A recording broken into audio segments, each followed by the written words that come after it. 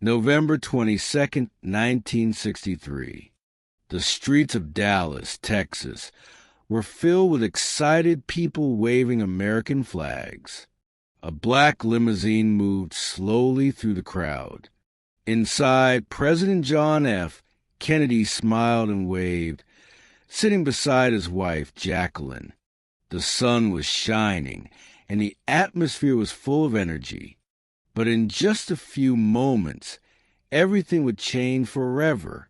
As the car turned onto Elm Street, the air was suddenly filled with the sharp crack of gunfire. The president's head jerked forward, and he collapsed. Jacqueline screamed, reaching for him. The crowd gasped in horror. People ran in every direction, confusion and panic spreading like wildfire. The news spread across the country in minutes. Schools stopped their lessons. Offices turned on their radios. Families sat in silence, glued to their television screens. "The president has been shot," the announcer said, his voice shaking. The world had lost a leader, but his legacy would never fade. Who was John F. Kennedy? How did a young man from Massachusetts rise to become one of the most beloved presidents in American history? And why does his story still inspire people today?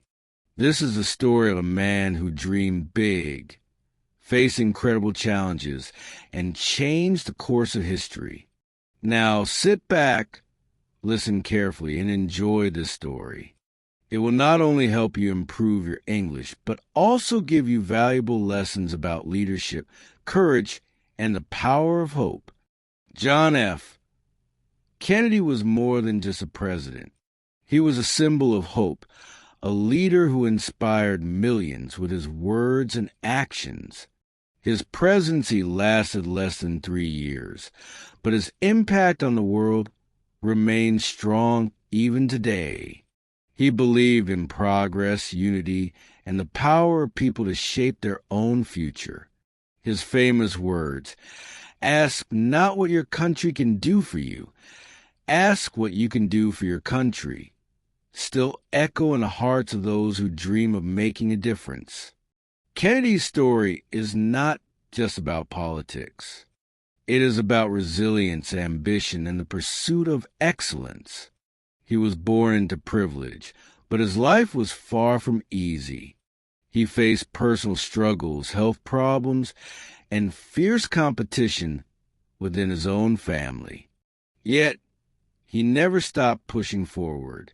From a young age, he understood that true leadership was not about titles or wealth. It was about service, courage, and vision. His journey took him from the halls of Harvard to the battlefields of World War II, from the rough world of American politics to the highest office in the land. As president, Kennedy led the United States through some of the most critical moments in history. He stood firm during the Cuban Missile Crisis, preventing nuclear war. He challenged a nation to go beyond its limits, launching the space race that would one day put a man on the moon. He spoke out against injustice, taking the first steps in what would later become the civil rights movement. He represented a new generation, one that believed in a better future and was willing to fight for it. But beyond his political achievements, Kennedy's charm, intelligence, and charisma made him one of the most beloved leaders of all time. He had a way of speaking that made people believe in the impossible. He understood the power of words, using them to inspire people from all walks of life. His speeches were not just political. They were messages of hope, calls to action, and reminders that every person has the power to make a difference. If you are here to improve your English while learning about history, you are in the right place. Stories like this help you practice listening, expand your vocabulary, and understand real-life events in a way that is engaging and meaningful. The more you listen, the better your English will become.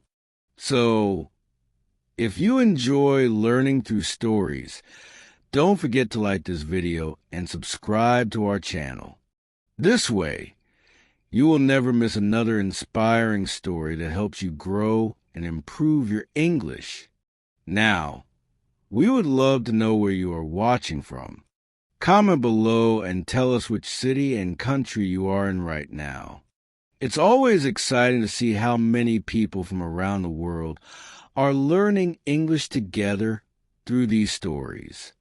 Now, let's go back to the beginning. How did John F. Kennedy's story begin? What shaped him into the leader he became? Let's dive into the life of the man who would change history forever. John Fitzgerald Kennedy was born on May 29, 1917, in Brookline, Massachusetts, into one of the most powerful families in America. His father, Joseph P. Kennedy, was a successful businessman and a highly ambitious man who dreamed of seeing his sons rise to the highest positions in the country. His mother, Rose Kennedy, came from a prominent Irish-American family and raised her children with strong religious and moral values. In the Kennedy household, discipline and achievement were not just encouraged, they were expected. Jack, as his family called him, was the second of 9 children. In a house filled with siblings, competition was part of daily life. His father admired toughness, intelligence, and resilience, often telling his children, "Only winners matter." At the dinner table, debates about politics, history, and world affairs were common. Joe Sr. would fire off questions, and each child was expected to have an intelligent answer. His eldest son, Joe Jr., was a shining star, strong, athletic, and determined to follow his father's vision of success. Jack, on the other hand, was different. He was clever and witty, but also restless, independent, and full of curiosity. Unlike his older brother, Jack struggled with health problems from an early age. He suffered from frequent colds, stomach issues, and high fevers. At the age of 2, he nearly died from scarlet fever, a serious illness at the time. His mother worried constantly, calling doctors to the house and making sure he rested. Throughout his childhood, he was often too sick to go outside and play with other kids. Instead of running and climbing like his siblings, he spent long hours in bed, reading books and imagining the world beyond his room. Books became Jack's greatest escape. He devoured stories about history, famous leaders, and great battles.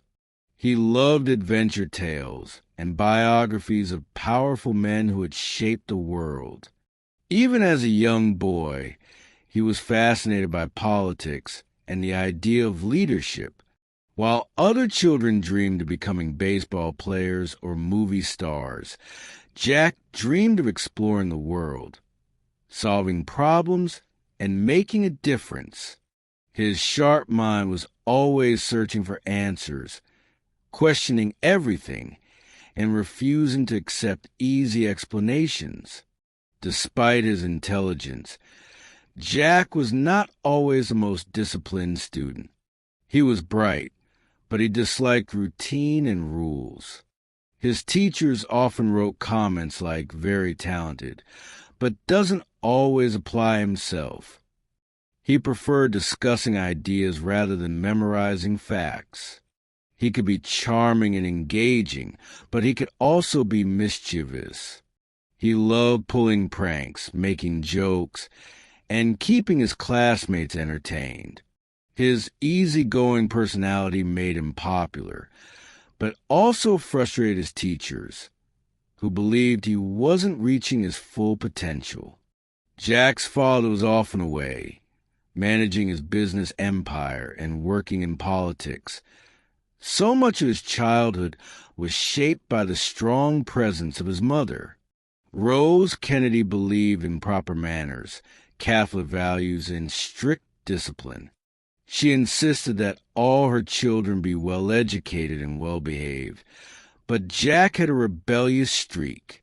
He questioned rules, challenged authority, and never hesitated to speak his mind. This often put him at odds with his family's strict expectations, but also helped him develop a sense of independence that would serve him well in the future. As he grew older, Jack became more aware of the expectations placed on him and his siblings. His father openly said that he wanted one of his sons to become President of the United States. But it was always Joe Jr. who was seen as the one destined for greatness. This left Jack in the background, but instead of resenting it, he used it as motivation. He didn't want to follow someone else's path. He wanted to create his own. His health problems continued into his teenage years, and he experienced severe back pain that would trouble him for the rest of his life. However, instead of letting it slow him down, Jack pushed himself even harder. He became more involved in sports, determined to prove that he was just as strong as his older brother. He played football, swam competitively, and even tried boxing. Though he wasn't the best athlete, he had something more important: determination. He refused to let his physical limitations define him. Jack's charm and intelligence made him stand out, even if he wasn't always the best student or the strongest athlete. He had a way with people, a natural ability to connect with others and make them feel at ease. He was confident, persuasive, and had an energy that drew people to him. These qualities would later make him one of the most beloved leaders in American history. No one knew it then, but the sickly boy with a love for books and a sharp sense of humor would one day change the world. His childhood struggles, family expectations, and personal challenges were all shaping him into the leader he would become. The road ahead would not be easy, but Jack Kennedy was never the kind of person to back down from a challenge. By the time John F. Kennedy entered Harvard University in 1936, he was no longer just a sickly boy of his childhood. He had grown into a charismatic young man, full of curiosity and ambition, though he still struggled with his health. He refused to let it define him. At Harvard, he studied political science and international affairs, but his true passion was understanding how the world worked. While many students were focused on their social lives, Jack spent hours discussing global politics, fascinated by the events unfolding in Europe. He was always asking questions, always looking for the deeper meaning behind world events. His mind was sharp, and his ability to analyze situations impressed even his professors. The late 1930s were a time of growing tension. Nazi Germany under Adolf Hitler was expanding aggressively, and war seemed inevitable. Jack's father, Joseph Kennedy, was the U.S. ambassador to the United Kingdom, which gave Jack a front-row seat to history. In 1939, he traveled to Europe to witness the rising conflict firsthand. He visited Britain, France, and other countries, observing how the world was preparing for war. He listened to the concerns of British officials, spoke with foreign diplomats, and even met ordinary citizens who feared for their future.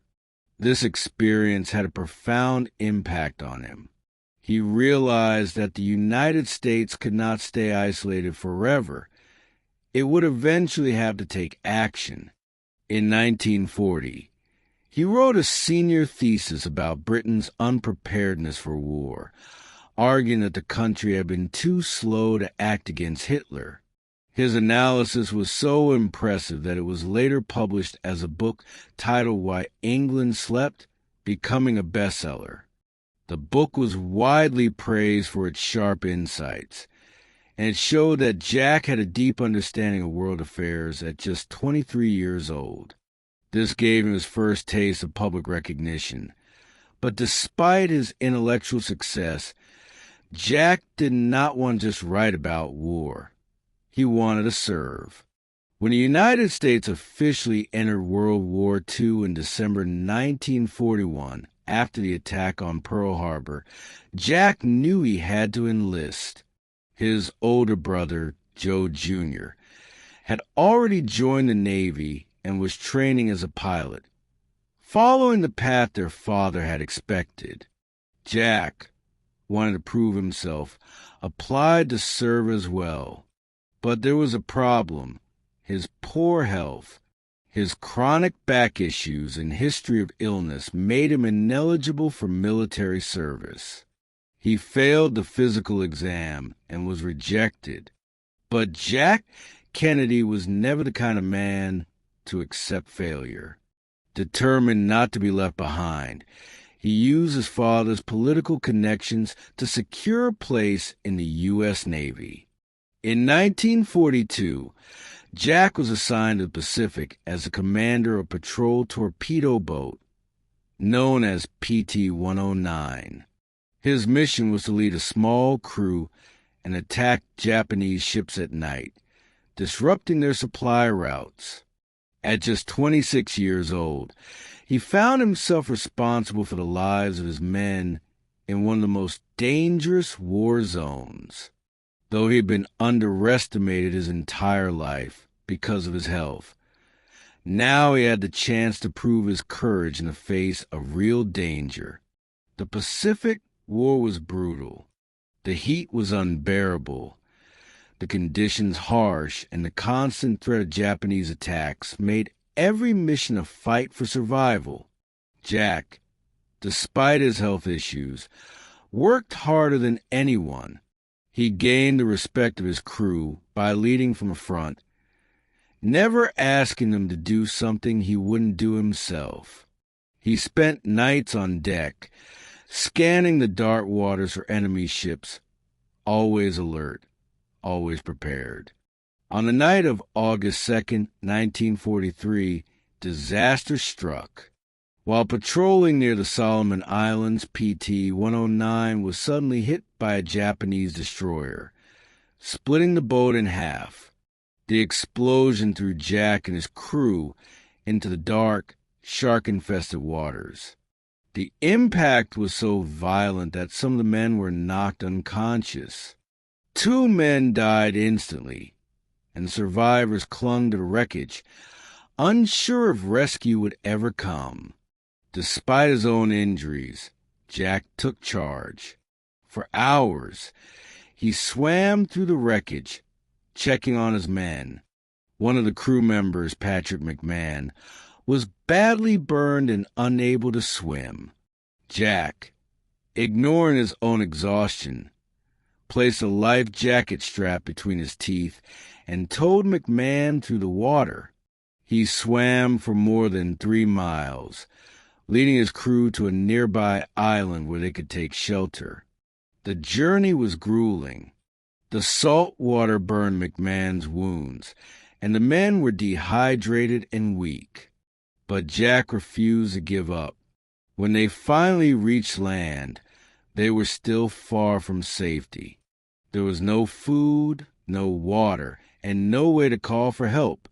For 6 days, Jack searched for rescue, swimming to nearby islands in the hope of finding an Allied boat. The jungle was thick, the sun was merciless, and every movement was painful due to his injured back. Eventually, he carved a message into a coconut shell, giving it to local islanders who delivered it to Allied forces. His crew was finally rescued. Jack's bravery made headlines across the United States. He was awarded the Navy and Marine Corps Medal for heroism, but to him, it was not about medals. It was about responsibility. He had proven that he was more than just the son of a rich family. He was a leader, willing to sacrifice himself for others. Yet the experience took a toll on him. His back injuries worsened, and he suffered from extreme pain for the rest of his life. Despite his heroism, Jack never saw himself as a war hero. He often joked about the incident, saying, "It was involuntary. They sank my boat." But those who served with him knew the truth. Jack Kennedy had risked everything to save his men. The war had tested him, and he had passed with courage and honor. After the war ended in 1945, Jack returned home a changed man. He had seen the horrors of war, the sacrifices of soldiers, and the true cost of leadership. Though his body was weaker than ever, his mind was stronger. He was no longer just Joe Kennedy's second son. He was a man ready to step into the world of politics and shape the future of America. The war had given him a purpose, and he was determined to make sure that the sacrifices of so many were not in vain. When John F. Kennedy returned home after World War II, he was a war hero. Newspapers across the country reported on his bravery, and his father, Joseph Kennedy, saw an opportunity. He had always dreamed of one of his sons becoming president, and with Joe Jr. gone, killed in action during a dangerous mission, Jack was now the family's greatest hope. Though Jack had never been the first choice for politics, he understood that leadership was not just about ambition. It was about responsibility. At first, Jack was unsure if he wanted to enter politics. His back pain was severe, and he had spent months recovering in the hospital. Doctors warned him that a life in politics, filled with constant travel, stress, and public appearances, would take a toll on his already fragile health. But the more he thought about the sacrifices of war, the more he realized that America needed young leaders with a vision for the future. In 1946, at the age of 29, he decided to run for Congress in Massachusetts. Unlike many politicians who relied on traditional campaign methods, Jack brought a fresh, energetic approach. He and his family worked tirelessly, going door to door, shaking hands, and meeting voters face to face. His sisters, particularly Eunice and Jean, played key roles in organizing campaign events, and his mother, Rose, personally reached out to Catholic communities to rally support. His father, Joseph Kennedy, made sure that the campaign had all the financial resources it needed, funding advertisements and securing media coverage. But money alone could not win votes. Jack's greatest weapon was his personality. He was charming, intelligent, and had an incredible ability to connect with people. He spoke about his experiences in World War II, promising to fight for veterans, improve health care, and support working families. He had a natural way of making people feel seen and heard, something that many career politicians lacked. His speeches were simple but powerful, and his youthful energy made him stand out. The campaign was tough, but Jack's hard work paid off. He won the election and became a member of the U.S. House of Representatives. He spent 6 years in Congress, learning the inner workings of government, understanding legislation, and building relationships with powerful political figures. However, he found the work in the House less engaging than he had expected. He was a man of action, and Congress moved too slowly for his liking. He wanted to have a greater impact.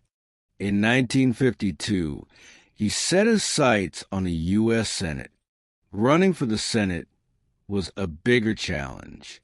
His opponent, Henry Cabot Lodge Jr., was a well-established Republican with strong political connections. Many believed Jack was too young and inexperienced to win. But once again, he relied on direct engagement with voters. His sisters and mother organized tea parties for women voters, something that was unusual at the time, but incredibly effective. Women, who had only recently gained full voting rights, were an important but often ignored demographic. The Kennedy family's charm and influence helped, but Jack's vision and sincerity made the difference. The election was a tough battle, but Jack emerged victorious, defeating Lodge in a historic upset. He was now a U.S. Senator, a rising star in American politics. However, his health problems continued to haunt him. Few people knew that Jack was living in constant pain. He had undergone multiple surgeries on his back, and at one point, he nearly died from complications. His recovery was slow and painful. Many times, he had to wear a brace under his suit just to stand upright during public appearances. Yet, in public, he showed no signs of weakness. He stood tall, smiling and full of energy, never letting the public see the struggle he faced every day. During his time in the Senate, Jack gained a reputation for being a strong advocate for civil rights, education, and economic reform. He supported policies that helped working-class Americans and veterans, and he pushed for greater U.S. involvement in global affairs. He was also deeply concerned about the growing Cold War tensions with the Soviet Union, and he believed that America needed to strengthen its position as a global leader. In 1956, he was considered as a possible vice presidential candidate for Adlai Stevenson's campaign, but he was ultimately not chosen. However, his national profile had grown significantly. People across the country were beginning to see him not just as a senator, but as a future president. He used this time to strengthen his relationships in Washington and expand his influence in the Democratic Party. Jack's personal life was also evolving. In 1953, he married Jacqueline Bouvier, a sophisticated and intelligent journalist. Their wedding was a grand event, attended by celebrities, politicians, and influential figures. Together, they became America's most glamorous couple. Jackie, with her elegance and fluency in multiple languages, was the perfect complement to Jack's charm and charisma. The media adored them, and the public saw them as a symbol of modern, youthful America. However, their marriage was not without challenges. Jack's health issues were severe, and he often kept his suffering hidden from Jackie. He was also known for his flirtatious nature, and rumors of affairs followed him throughout his political career. Despite these difficulties, Jackie remained a devoted partner, supporting his ambitions and playing a key role in shaping his public image. By the late 1950s, Jack had his eyes set on something even bigger, the presidency. Many saw him as too young and inexperienced, but he had a secret weapon, the ability to connect with people like no other politician. His speeches were filled with hope, his debates were sharp, and his vision for America was clear. He represented a new generation, one that believed in change, progress, and the future. The road to the White House would not be easy.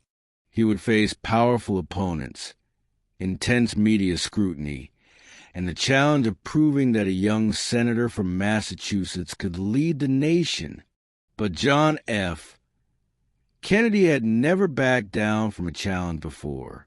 He had survived war, battled lifelong illness, and overcome political doubts. Now, he was ready to take on his biggest fight, yet the 1960 presidential election. The 1960 presidential election was one of the most intense and closely watched in American history. John F. Kennedy, the young senator from Massachusetts, faced off against Richard Nixon, the experienced vice president under Dwight Eisenhower. Many believed Kennedy was too young, too Catholic, and too inexperienced to lead the country. But what he lacked in experience, he made up for with charisma, vision, and the ability to inspire people. He represented a new generation, one that was ready to move forward, embrace progress, and believe in a brighter future. One of the defining moments of the campaign was the first ever televised presidential debate. On September 26, 1960, millions of Americans tuned in to watch Kennedy and Nixon debate key national issues. Nixon, though knowledgeable and experienced, appeared pale, tired, and uncomfortable under the bright studio lights. Kennedy, on the other hand, looked confident, tanned, and well-prepared. His smooth speaking style and direct eye contact with the camera made him appear presidential. While radio listeners believed Nixon had won, television viewers overwhelmingly saw Kennedy as the clear winner. This moment changed the way elections were conducted forever. Appearance and media presence have become just as important as policies. The election was incredibly close. On November 8, 1960, Americans cast their votes, and after a tense count, Kennedy won by a narrow margin. At just 43 years old, he became the youngest elected president in U.S. history. His victory symbolized the beginning of a new era, an era of youth, energy, and optimism. On January 20th, 1961, Kennedy delivered one of the most memorable inaugural addresses in American history. Standing in the cold Washington air, he spoke words that would be remembered for generations. Ask not what your country can do for you. Ask what you can do for your country. His speech set the tone for his presidency, calling on Americans to embrace public service, unity, and a shared responsibility to build a better nation. Kennedy's time in office was marked by bold ambitions and historic challenges. One of his first major initiatives was the creation of the Peace Corps, a program that sent young Americans to developing countries to assist in education, health, and economic development. This was part of his larger vision for a more engaged and responsible America, one that did not just seek power, but sought to help others around the world. The Cold War was at its peak, and tensions between the United States and the Soviet Union were growing. In April 1961, Kennedy faced his first major crisis, the failed Bay of Pigs invasion. The plan, which had been developed under the Eisenhower administration, involved training Cuban exiles to overthrow the communist government of Fidel Castro. But when the invasion took place, it was a disaster. The Cuban forces quickly defeated the invaders, and the United States was humiliated on the world stage. Kennedy took full responsibility for the failure, earning both criticism and respect for his honesty. Just a few months later, the world came even closer to the brink of disaster. In October 1962, U.S. intelligence discovered Soviet nuclear missiles in Cuba, just 90 miles from American shores.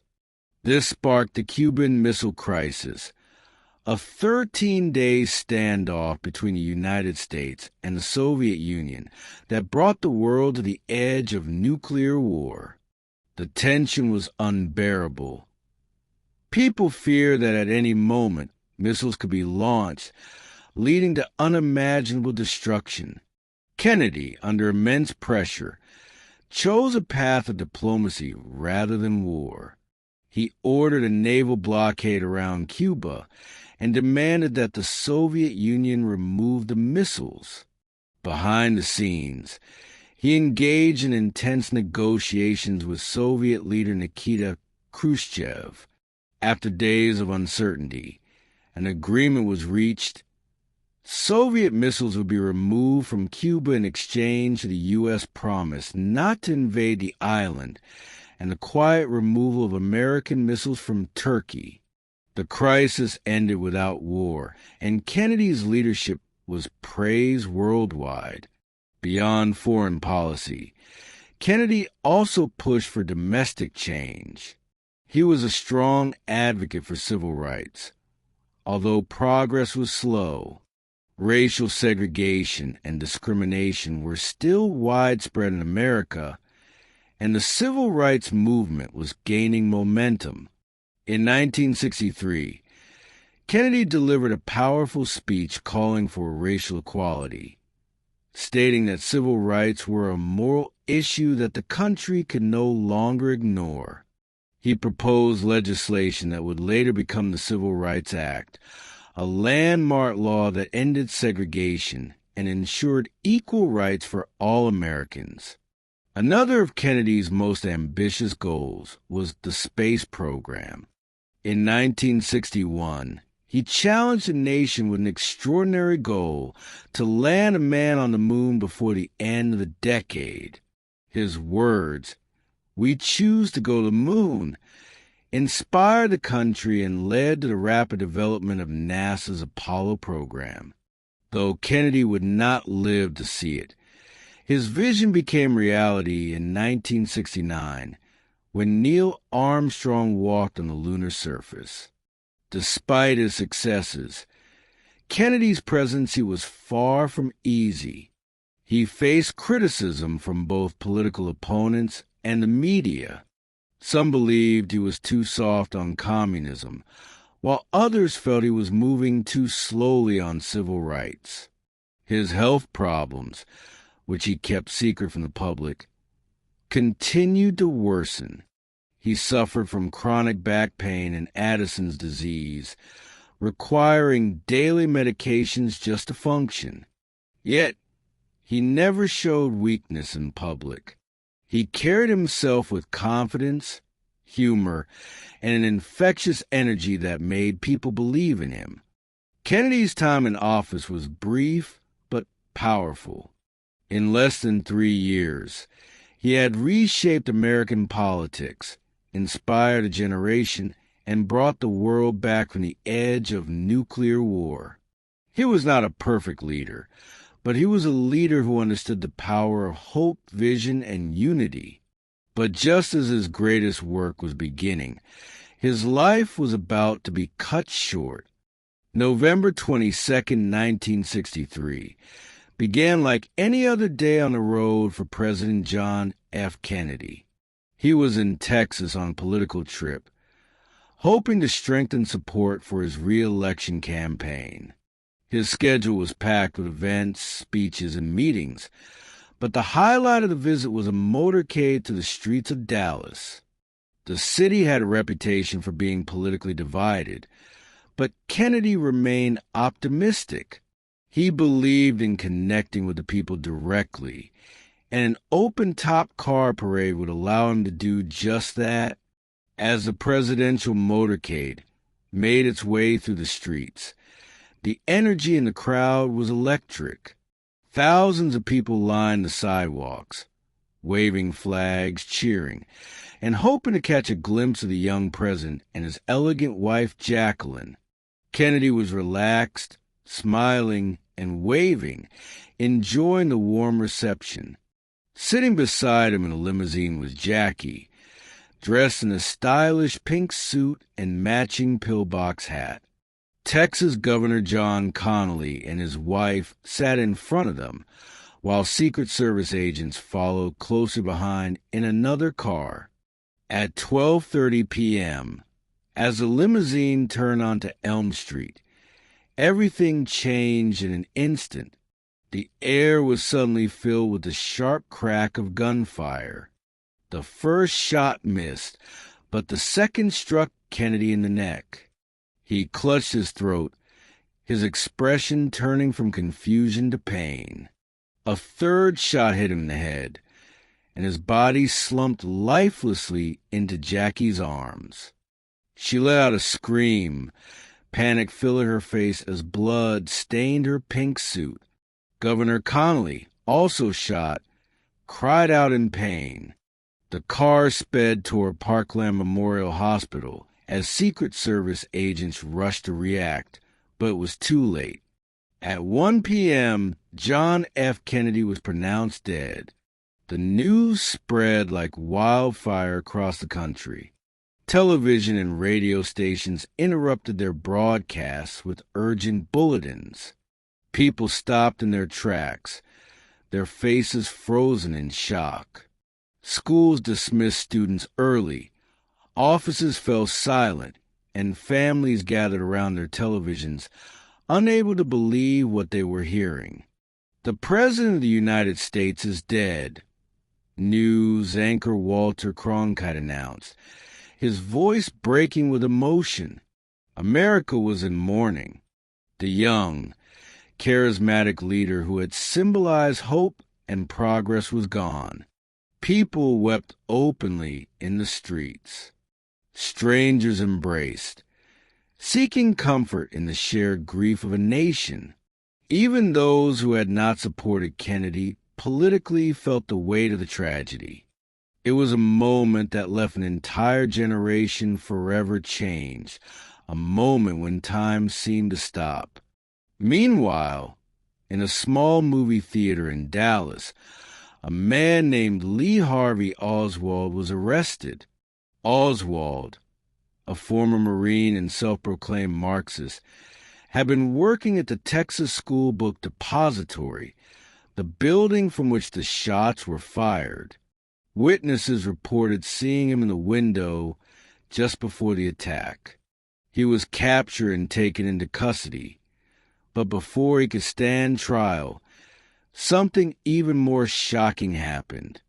2 days later, as Oswald was being transferred to another facility, he was shot and killed on live television by a man named Jack Ruby, a nightclub owner with connections to organized crime.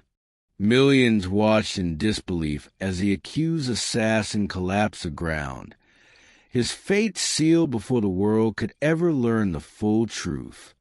The sudden execution of Oswald fueled endless speculation. Had he acted alone, or was there a larger conspiracy?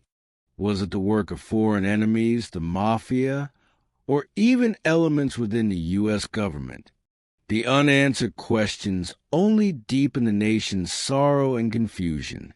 Kennedy's funeral was held on November 25, 1963. At St. Matthew's Cathedral in Washington, D.C., world leaders gathered to pay their respects, and millions watched the broadcast as Jackie, now a widow, led the mourning. Their young children, Caroline and John Jr., stood by her side, too young to fully understand the gravity of the moment. The image of 3-year-old John F. Kennedy Jr. saluting his father's casket became one of the most heartbreaking and unforgettable moments in American history. Kennedy was laid to rest at Arlington National Cemetery, his grave marked by the eternal flame, a symbol of the light he had brought to the nation. The silence at his burial site was heavy, as people struggled to come to terms with the loss. How could a man so full of life, so full of promise. Be gone. Even in death, Kennedy's story was far from over. His assassination became one of the most investigated and debated events in history. The Warren Commission, the official investigation into his murder, concluded that Oswald had acted alone. But not everyone was convinced. Theories about a larger plot have persisted for decades, with some believing that powerful forces wanted Kennedy eliminated because of his policies, his enemies, or his vision for change. Regardless of the speculation, one thing was certain. America had lost a leader who had inspired millions. His presidency had lasted less than 3 years, but his impact was immeasurable. He had faced the greatest challenges of his time: the Cold War, civil rights, space exploration, and the threat of nuclear war, and had led with courage, intelligence, and grace. His ability to bring people together, to make them believe in something greater, was unmatched. The world had seen great leaders before, but Kennedy was different. He was not just a politician. He was a symbol of a new era. His speeches, his vision, and his ability to inspire made him unforgettable. Even those who disagreed with his policies respected his leadership and his dedication to the American people. Decades have passed, but the memory of John F. Kennedy remains alive. His words still echo in classrooms, his image still appears in history books, and his legacy still influences leaders around the world. His life was tragically cut short, but his story continues to inspire. He proved that leadership is not about how long one serves, but about the impact one leaves behind. His dream for a better America, a more united world, and a future filled with possibilities did not die with him. It lives on in the people who continue to believe in progress, justice, and the power of hope. John F. Kennedy's life was cut short, but his legacy endured. His time as president was brief, yet his impact on the United States and the world was profound. He was a leader who inspired millions, not just through his policies, but through the energy, optimism, and vision he brought to the country. Decades after his assassination, his words, actions, and ideals continue to shape the world. One of the most lasting aspects of Kennedy's legacy was his ability to inspire a sense of duty and service. His famous call to action: ask not what your country can do for you, ask what you can do for your country. Encourage Americans to contribute to the greater good. This message was not just political rhetoric. It led to real change. The Peace Corps, which Kennedy established in 1961, sent young Americans across the world to help in education, healthcare, and economic development. His belief in the power of individuals to make a difference helped foster a new generation dedicated to public service. His leadership during the Cuban Missile Crisis demonstrated the importance of diplomacy, intelligence, and restraint. The world had come closer to nuclear war than ever before, and it was Kennedy's ability to navigate the crisis that prevented disaster. His approach to foreign policy, emphasizing negotiation and peaceful solutions, set an example for future leaders. Even today, his handling of that moment is studied in schools and military academies as a masterclass in crisis management. In the field of civil rights, Kennedy laid the foundation for monumental change.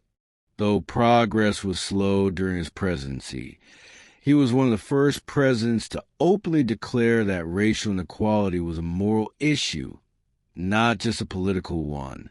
His speeches in support of desegregation and voting rights helped set the stage for the Civil Rights Act of 1964, which was passed after his death.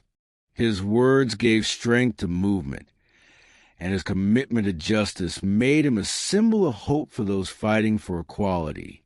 Perhaps one of the most ambitious parts of his legacy was his vision for space exploration.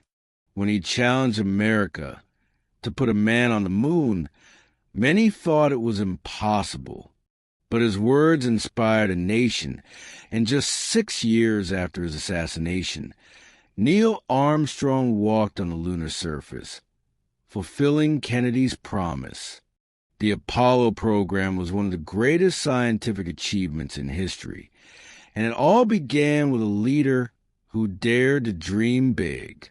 Beyond his political accomplishments, Kennedy's personal image contributed to his lasting legacy. He and his wife, Jacqueline, transformed the White House into a place of culture, art, and intellectual discussion.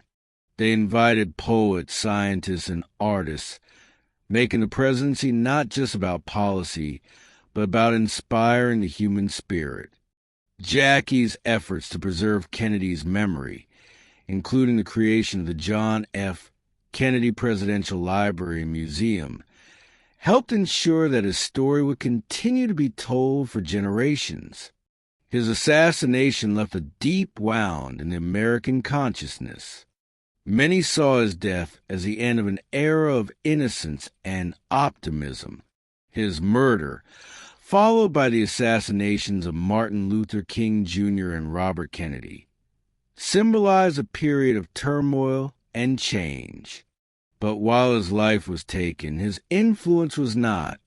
To this day, schools, streets, and buildings around the world bear his name. His speeches are still quoted, and his leadership style is studied by politicians and historians alike. Every year, new books, films, and documentaries explore his life, asking what might have been if he had lived. His dream of a better America continues to inspire those who believe in progress, unity, and courage in the face of challenges. Kennedy's story is a reminder that great leaders are not defined by how long they serve, but by the impact they leave behind. He was a man who believed in the power of ideas, the strength of people, and the importance of always moving forward. His life, though brief, was filled with moments that changed the course of history. And as long as his words continue to inspire, as long as his vision for a brighter future lives on, John F., Kennedy's legacy will never fade. John F. Kennedy's life was a story of ambition, struggle, and inspiration. He was born into privilege, but chose a path of service. He faced illness, war, and political opposition, yet he never allowed obstacles to define him. He believed in the power of people to create a better world, and his leadership reflected that vision. He challenged Americans to dream bigger, to serve their country, and to take responsibility for shaping the future. His presidency was short, but his influence continues to be felt across generations. His words still resonate today. His challenge to land a man on the moon became a reality. His commitment to civil rights laid the groundwork for lasting change. His approach to diplomacy helped prevent nuclear war, and his call for service led thousands of young Americans to dedicate their lives to causes greater than themselves. More than 60 years after his assassination, his speeches are still studied, his leadership is still admired, and his legacy still inspires. Now, we want to hear from you. What part of Kennedy's story impacted you the most? Was it his vision for the future, his leadership during the Cold War, or his tragic ending? Comment below and share your thoughts. And don't forget, if you enjoyed this story, like this video and subscribe to our channel. This way, you'll never miss another inspiring story that will help you learn English and explore history at the same time. History is not just about the past. It is about learning lessons for the future. Kennedy believed in progress, unity, and the power of individuals to create change. His story is a reminder that no matter where you come from or what challenges you face, you have the power to make a difference. Keep learning, keep growing, and never stop believing in the possibilities ahead.